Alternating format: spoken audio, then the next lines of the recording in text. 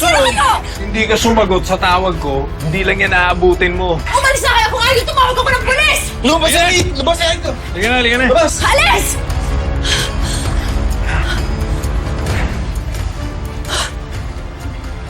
What the hell was that? I don't know. Bakit nila sinaktan ng daddy mo? Dad.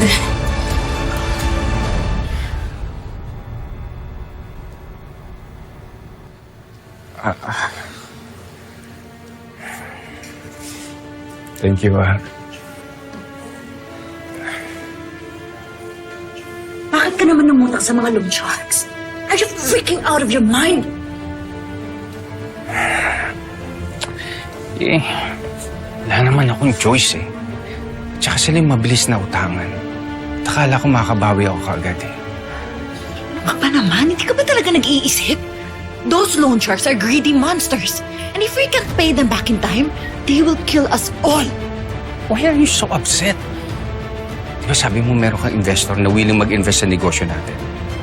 Oh, ano nangyari dun? Ha?